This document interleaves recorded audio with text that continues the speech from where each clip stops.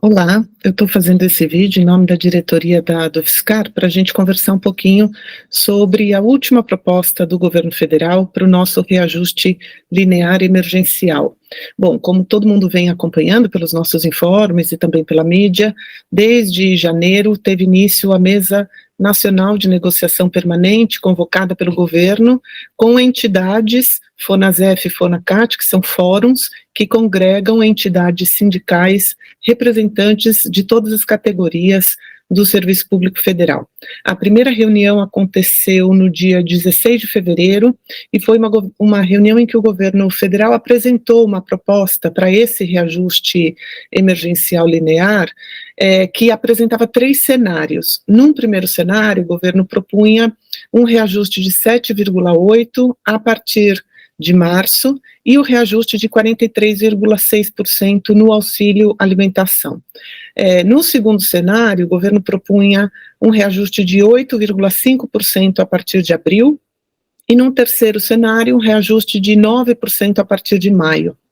Essas propostas acabaram não sendo concretizadas no papel pelo governo. Quando o governo enviou o ofício que propunha, materializava essa proposta, o governo inseriu apenas o primeiro cenário, 7,8% a partir de março, e o reajuste de 43,6% no auxílio alimentação.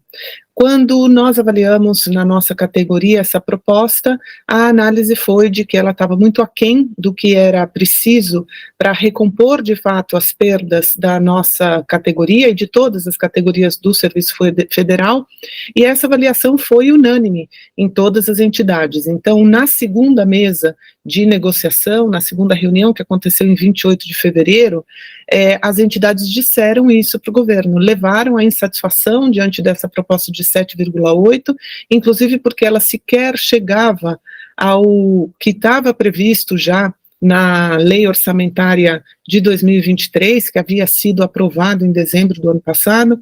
Então, a reivindicação era de que o governo reestudasse a sua proposta e trouxesse algo que contemplasse as demandas que vinham sendo apresentadas. Lembrando que as nossas perdas da categoria docente agora em fevereiro, chegaram a mais de 41%, mais de 42%, na verdade.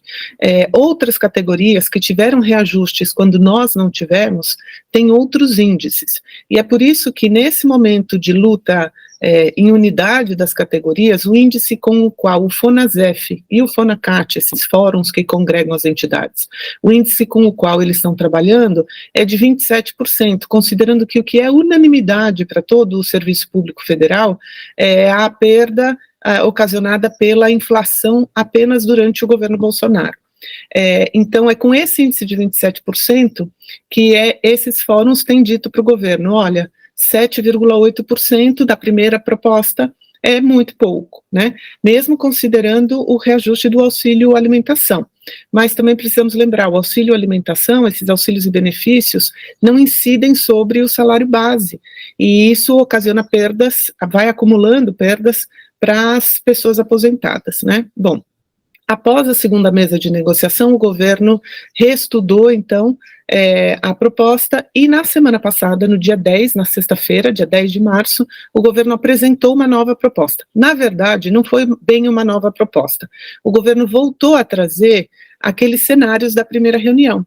Então, a proposta que o governo enunciou na sexta-feira e que nós divulgamos assim que terminou a reunião, foi de que o reajuste para abril poderia acontecer com um índice de 8,4% e se mantinha a proposta de aumento de 43,6% para o reajuste do auxílio alimentação. Não foram aceitas as indicações de reajuste nos demais auxílios e benefícios, como o auxílio educação infantil ou o auxílio transporte, né?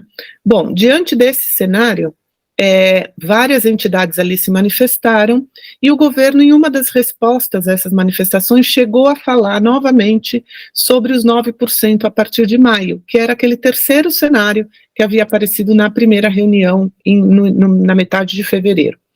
E, de fato, o que aconteceu na tarde de sexta-feira foi que o próprio governo, no seu portal oficial, anunciou que a proposta que o governo materializaria, e isso deve acontecer hoje, segunda-feira, é hoje, no dia 13, que o governo se comprometeu a entregar por escrito a proposta realmente, né?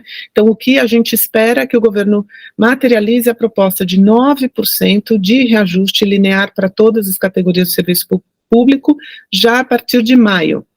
Bom, não é exatamente já a partir de maio. E por que a partir de maio? Nas primeiras reuniões, o governo dizia que esse reajuste poderia ser concedido via medida provisória. Na reunião da sexta-feira passada, o governo mudou essa posição e disse que será necessária a apresentação de um projeto de lei que tramite no Congresso Nacional. A tramitação de um projeto de lei termina sendo mais lenta do que a colocação de uma medida provisória. Por mais que nós acreditamos que o governo deve fazer a sua costura política para que haja uma aprovação, uma tramitação rápida e uma aprovação por parte das casas legislativas. E, por outro lado, nós sabemos que nós, entidades, fóruns, todos os sindicatos, vamos estar pressionando os congressistas para que essa tramitação seja célere, o mais célere possível. A expectativa, então, é que, de fato, o reajuste venha apenas a partir de maio, nesse índice de 9%, e o reajuste também no auxílio alimentação de 43,6%, o que representa efetivamente um reajuste de R$200, né, passando de R$458 para R$658. De fato, essa proposta está muito abaixo dos próprios 27%, que são unanimidade nas categorias do Serviço Federal, e muitíssimo abaixo dos mais de 42% que nossa categoria docente vem acumulando. É por isso que outra pressão que vai se fazer e vai se tentar forçar que esse acordo com o governo faça constar uma continuidade nessa recomposição. É preciso garantir que a LOA que vai ser enviada já em abril para começar a ser discutida no Congresso Nacional preveja já o compromisso do governo e assuma já um índice para recomposição, se possível, a partir de janeiro de 2024, inclusive.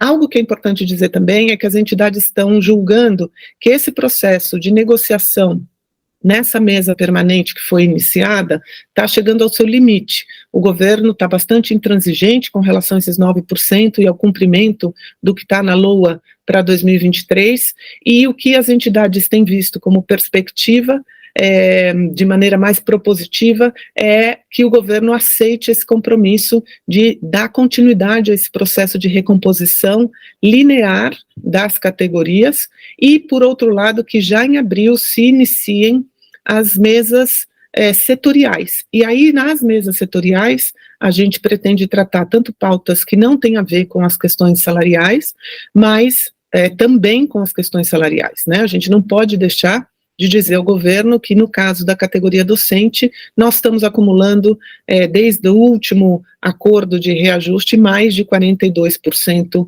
de perdas, assim como também nós temos questões muito importantes da nossa carreira docente para trabalhar e para negociar com o governo, e tem outras pautas, como, por exemplo, o revogaço, né?